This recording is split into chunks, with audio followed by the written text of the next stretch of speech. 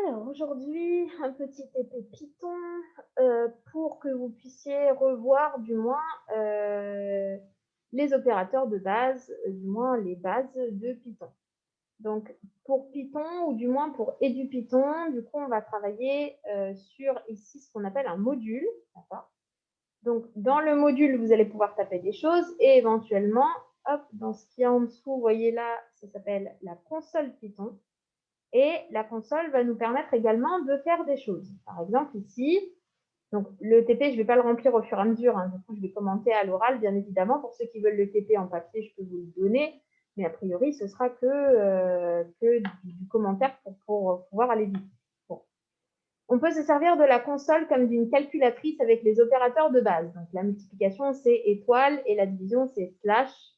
Donc, si vous voulez taper 124 x 13 plus 64, vous tapez 124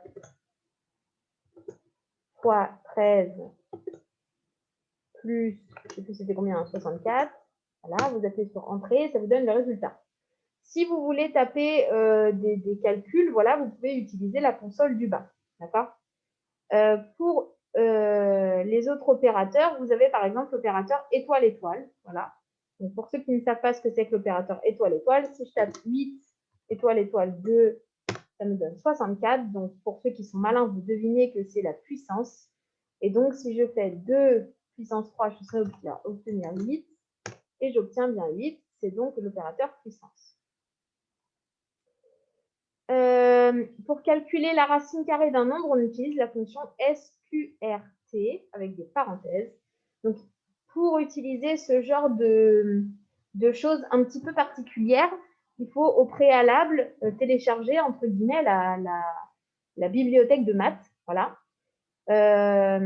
Donc, où il y aura pi et des choses comme ça. Donc, je vous donnerai le résumé de tout ce que je suis en train de dire là, ne vous inquiétez pas, c'est juste que je fais le TP en accéléré pour pouvoir aller vite. Donc, entrez les instructions suivantes dans la partie module fenêtre centrale, puis donnez la valeur de racine de pi. Pardon. Donc, vous tapez très exactement ce qu'il y a là. Et quand je dis très exactement, ça veut dire les mêmes espaces, les mêmes parenthèses, les mêmes mots, les mêmes lettres majuscules, minuscules, machin, tout pareil. Donc, vous faites from math import et donc vous faites un espace et ensuite vous mettez étoile. Donc, du coup, et du Python. Ici, je mets from math, il y avait un S, je sais plus. D'accord, et je mets une étoile. Je vérifie s'il y avait un S ou pas. Il n'y avait pas de S. Et après, je mets print SQRT pi pour faire la racine de pi. OK? Donc, c'est parti. Print SQRT. Donc, ce qui est bien, c'est que techniquement, voilà, ça vous donne le début. Voilà. De pi. Voilà. Attendez. Alors, voyez par exemple, voilà. Par exemple, là. Je me mets à la fin, j'ai mis une parenthèse de trop, puisque j'en ai ouvert 2 et j'en ai fermé 3. Vous voyez? Donc ici, bah, ça me met en bleu les 2 parenthèses qui sont caractérisées par cette parenthèse-là. Ici, ça me met les 2 parenthèses qui sont caractérisées par cette parenthèse-là. Ici, ça me met une parenthèse en trop, donc ça me la met en rouge. Je vais donc la supprimer. Ça vous permet en fait de savoir avant même de lancer en fait, parce que là, vous voyez que j'ai tout tapé, mais que du coup, je vais devoir le compiler entre guillemets dans la console Python pour qu'il m'affiche le résultat, notamment avec la petite flèche qui s'appelle exécuter et qui est la flèche verte, voilà, et ça va me donner 1,77, blablabla. Si je n'avais pas mis print, il ne me l'aurait pas affiché. L'ordinateur étant stupide, si vous lui dites de calculer 2 fois 3 et que vous lui dites, allez, calcule 2 fois 3, il va vous dire, ok, c'est bon. Mais pour qu'il vous donne le résultat, il faut forcément lui demander. D'accord? Ensuite, variable et chaîne de caractères. Donc, par exemple, on peut affecter une valeur à une variable, d'accord, avec le égal. Si A, il est égal à 10.127, si vous printez A, ben, ça veut dire que vous allez afficher la valeur de A. Bon. Ensuite, je zappe la question 4, c'est pas grave. Si vous tapez les instructions suivantes, donc vous dites que bonjour est égal à 10. Donc, je vais faire des erreurs exprès. On va voir ce que ça donne. Je mets bonjour qui est égal à 10. OK. Et ensuite, je dois mettre print bonjour et print bonjour avec des guillemets. OK. Donc, print bonjour et on met ça print bonjour. Voilà. Alors, si je l'exécute, vous voyez que ça me met des erreurs. Pourquoi? Ici, vous voyez que j'ai mis un P majuscule à mon print, j'avais fait exprès, parce que je vous ai dit que j'allais taper avec des erreurs. C'est un P minuscule, sinon ça ne va pas marcher. Je print. OK. D'abord, il m'a affiché 10, et ensuite, il m'a affiché bonjour. Alors, il m'a toujours affiché la racine de pi, on s'en fiche, voilà. Vous voyez que pour le premier, je recompile, pour le premier, il m'a affiché 10, c'est-à-dire la valeur numérique de bonjour, d'accord? Et en deuxième, il m'a écrit bonjour, mais vous voyez que ici j'avais mis un B, j'avais mis un B minuscule exprès. Donc, vous voyez que par exemple, là, si je marque Konnichiwa, du coup, il va me mettre Konnichiwa. Ça veut dire que ce que vous mettez entre guillemets, ça va vous mettre le mot que vous écrivez entre guillemets. Si j'écris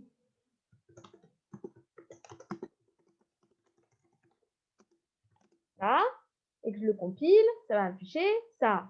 On est d'accord. Du coup, faites très attention. Quand vous mettez des guillemets, vous pouvez mettre n'importe quoi entre vos guillemets.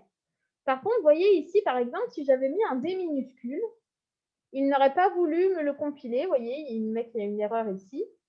Et il vous dit que l'erreur, c'est bonjour et pas défini. Bah oui, effectivement, moi, j'ai défini bonjour avec un B majuscule. Donc, pourquoi est-ce qu'avec un B minuscule, du coup, je vais enlever mon masque quand même, du coup, avec un B minuscule, il ne sait pas ce que c'est, donc je suis obligée de mettre un B majuscule pour que quand je l'exécute, du coup, j'ai bien la valeur de 10. Voilà. Du coup, la suite, conditions et tests. Donc, pour savoir si quelque chose est vrai ou faux, vous pouvez envoyer A égale égal. Ça veut dire que si vous faites un calcul pour A, d'accord? Si vous tapez A égale 0, si A égale 0, ça va vous renvoyer vrai, et sinon, ça va vous renvoyer faux, false. Là. Donc, ça, c'est bon. Je vous donnerai encore une fois le résumé après. Donc, copier et exécuter le programme suivant. Donc, prénom, input, entrez votre prénom, print, bonjour prénom. Bon, OK. Donc, hop, je repars de 0. Prénom égale input, entrez votre prénom.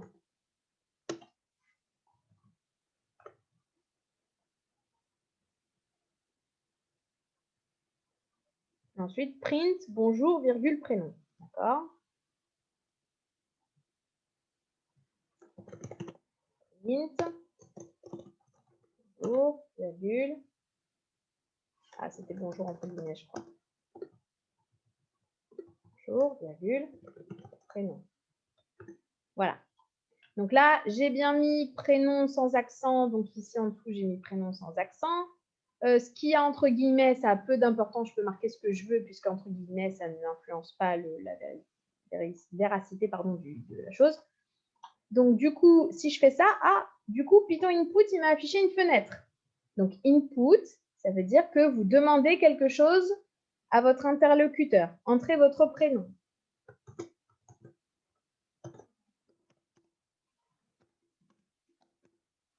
Voilà. J'ai rentré mon prénom. Oui, c'est mon prénom. Et alors? Voilà. Et du coup, quand je compile, ça me dit bonjour et ça me met ce que j'ai rentré pour mon prénom après. D'accord? Ça veut dire que si je mets, par exemple, je ne sais pas, quelle voiture aimez-vous? Ah,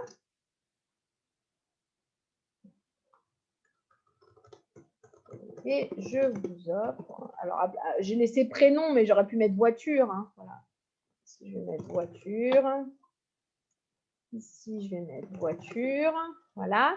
Et donc, quand je vais lancer mon input, va me demander quelle voiture aimez-vous. Et je vais dire Clio 4. Ah. Et je vais appuyer sur Entrée. Et du coup, il me dit, je vous offre Clio 4.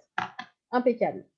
Vous voyez, donc input, ça nécessite de demander quelque chose à l'utilisateur de votre algorithme. D'accord? Print, ça veut dire que vous l'affichez. OK? Ensuite, pour... pardon. La fonction input donne une chaîne de caractères. Si on veut demander des nombres entiers ou décimaux, il faut utiliser les nombres int pour entier et float pour décimal. D'accord? Par exemple, si vous définissez, donc ça on ne va pas le faire, hein, mais donc du coup, si vous définissez un nombre entier que vous devez rentrer, et ben print entier est un nombre entier. Et donc attention, c'est int. Ici, ça veut dire que si vous ne rentrez pas, si on va juste faire le début. Là, si vous voulez, donc entier.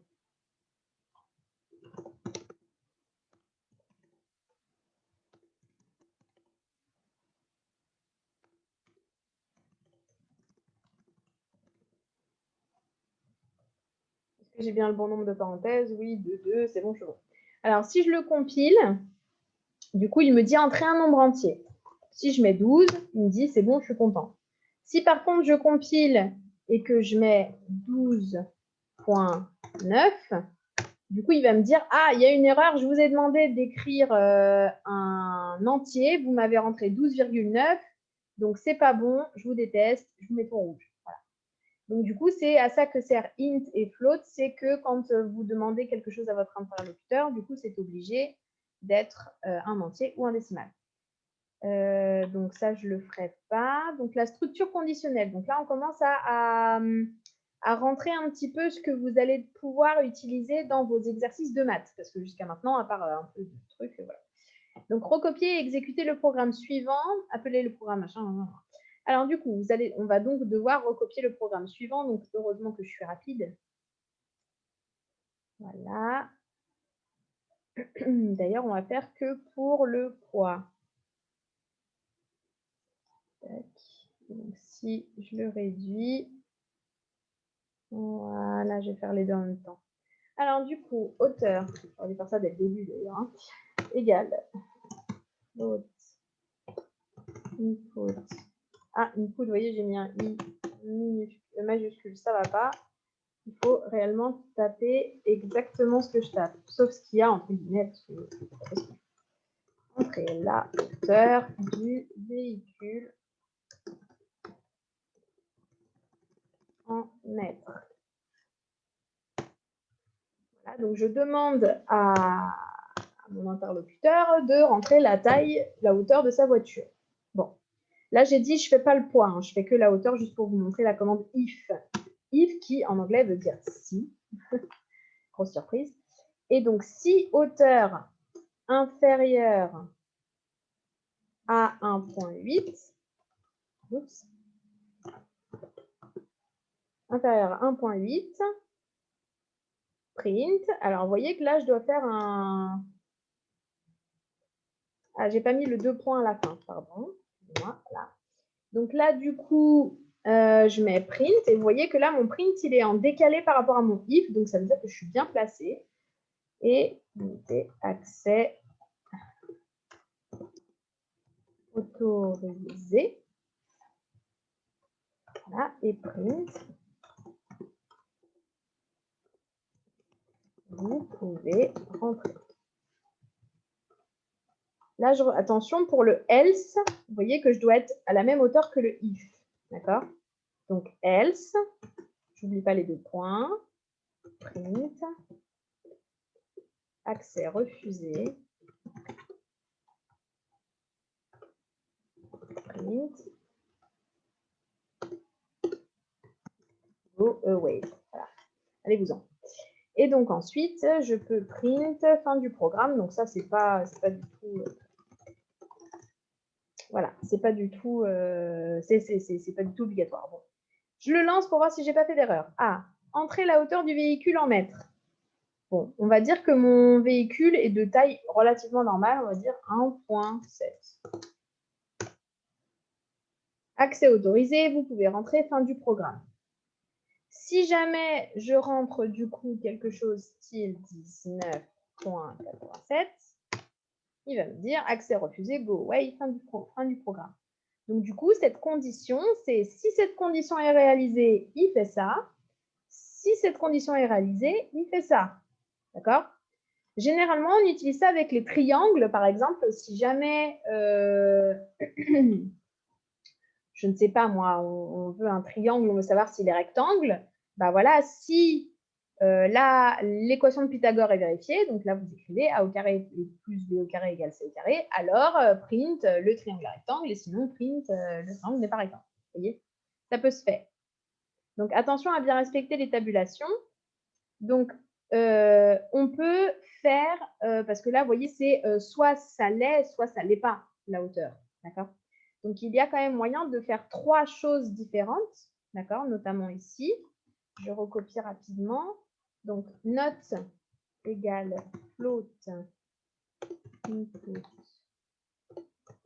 Entrez votre... Oups, j'ai mis un 3. Entrez votre moyenne au bac. Voilà. Du coup, j'ai bien mis le bon nombre de parenthèses. Voilà, donc if note, elle est supérieure ou égale. Alors, du coup, supérieure ou égale, ça s'écrit supérieur égal. Voilà. 10, le point, print. Ah, print, j'ai mis une majuscule, ça ne va pas. Print, admis. Hop, je reviens à la ligne. Elif. En fait, elif, c'est le mi-chemin entre le if et le else. D'accord? Vous pouvez mettre autant de elif que nécessaire. D'accord? Par exemple, ici, si je mets si note supérieure à 8, voilà, rattrapage. Ah, pardon, j'ai deux points. Print. Rattrapage. Ah, et else. Là, print. Recaler. Voilà. Donc, si je lance, que je dis que j'ai eu 20, il va me dire admis. Si je le lance et que je dis que j'ai eu 9, il me dit que je suis au rattrapage. Et si je le lance et que je le dis que j'ai eu 7, je suis recalé. Donc, c'est bien.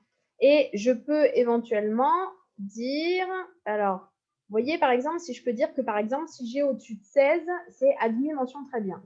Sauf que le logiciel, enfin l'algorithme, il prend dans l'ordre. Ça veut dire qu'il va s'arrêter au premier qui est bon.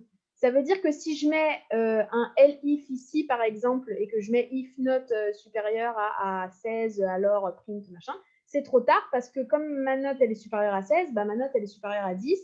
Et donc, du coup, il s'est arrêté à la première instruction vu que la note était supérieure à 10. Ça veut dire que si je veux rajouter quelque chose, eh ben, c'est cette première condition que je dois mettre if.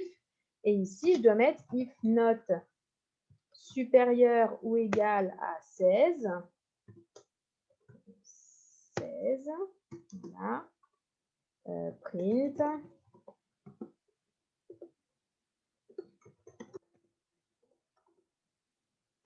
Admis.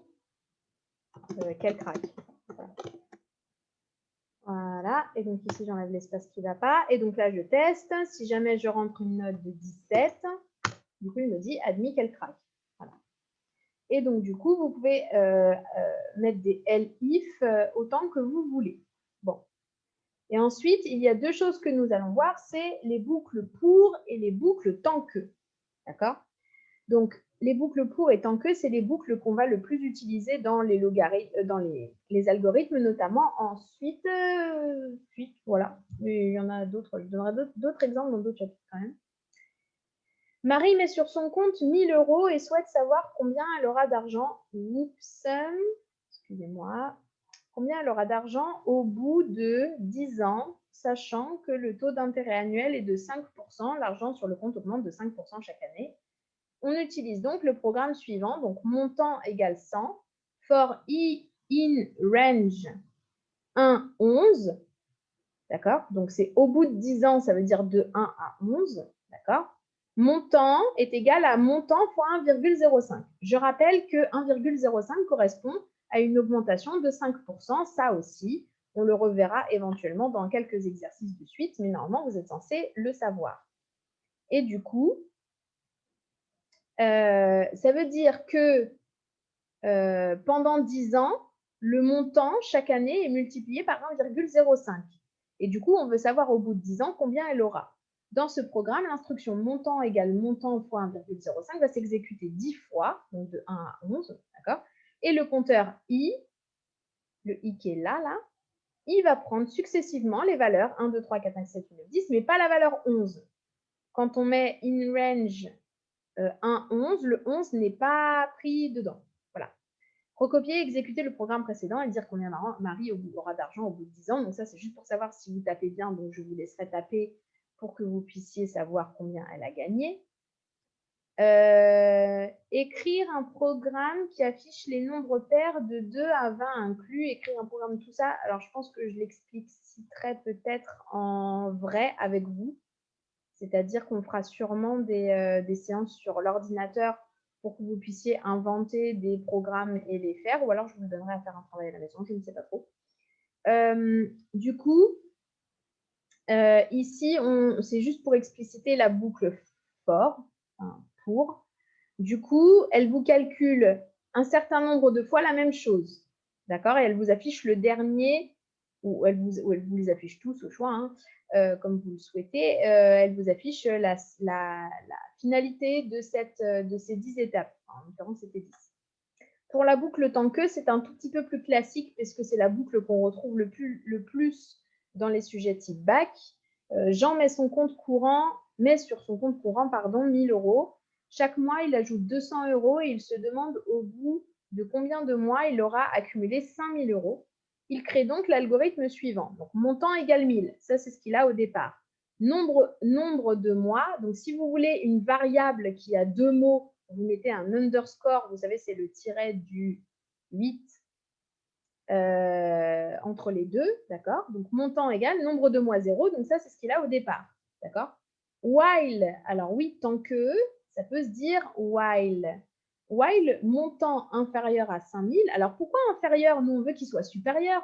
Ah bah oui, mais tant que c'est inférieur, il va continuer de rajouter 200 €. Donc, du coup, while montant inférieur à 5000, le nombre de mois, bah, c'est le nombre de mois plus 1, on va ajouter 200 € et donc on se retrouvera au mois suivant. Et ensuite, montant égale montant plus 200 €, c'est le nouveau montant, du coup, qui va être égal à l'ancien montant plus 200 €. Et l'algorithme va tourner en boucle la même chose et le même calcul jusqu'à ce que le montant soit supérieur strictement à 5000 et enfin même supérieur ou égal d'ailleurs. Si le montant est supérieur ou égal à 5000, l'algorithme va s'arrêter puisque la condition de while n'est plus d'actualité et du coup l'algorithme va vous afficher print au bout de nombre de mois, moins des économies auront dépassé 5000 €. Et donc ça, par contre, c'est super utile, c'est très très utilisé ensuite, d'accord, puisque généralement la dernière question de vos exercices, c'est calculer au bout de combien de temps le nombre d'adhérents dépassera 5000. Enfin, vous voyez, c'est quelque chose qu'on étudie beaucoup ensuite. On va maintenant faire un jeu qui demande de deviner un nombre choisi aléatoirement entre 10 et 100. À chaque essai, le programme devra afficher si le nombre cherché est plus grand ou plus petit que le nombre entré par le joueur. Donc ça ressemble un petit peu, vous savez, au jeu du juste prix, vous devez trouver le prix de la vitrine, etc. Bon, donc S égale rand. Alors, from random import, vous voyez, on avait mis maths pour avoir tous les trucs de maths. On va devoir aussi faire random puisqu'on va demander à l'ordinateur de choisir un nombre au hasard. Je vous rappelle que random, ça veut dire au hasard. Et donc ici, on tape rand int puisqu'on veut un nombre entier random. D'accord? S, ça va être, un nombre entier entre 10 et 100, d'accord, qui est choisi.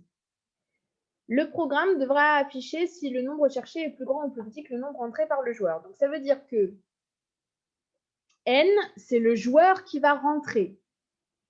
D'accord? Donc, du coup, on va essayer de compléter cet algorithme pour pouvoir faire notre jeu. Donc, hop. Ici, je rajoute from random import avec une étoile. Une étoile, j'ai dit. On tape S égale, il n'y a pas d'espace, rand int 10,100.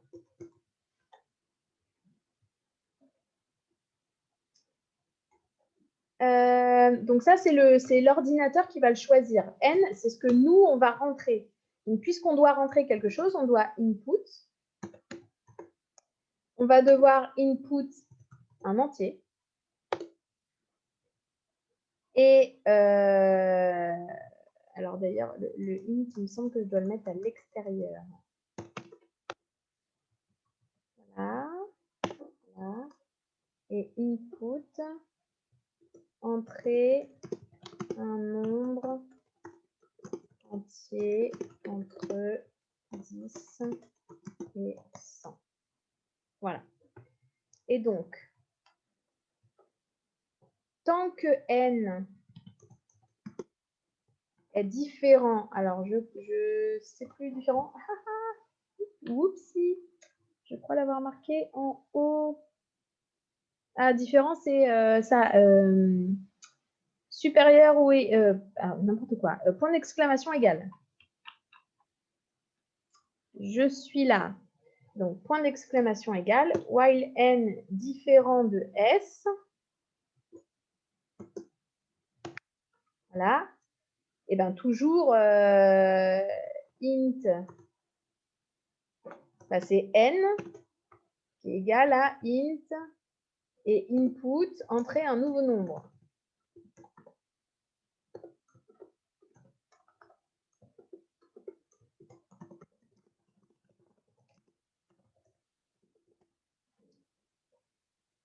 Voilà, j'ai le bon nombre de choses. Et donc, quand on arrivera enfin au bon nombre, on va print, c'est gagné.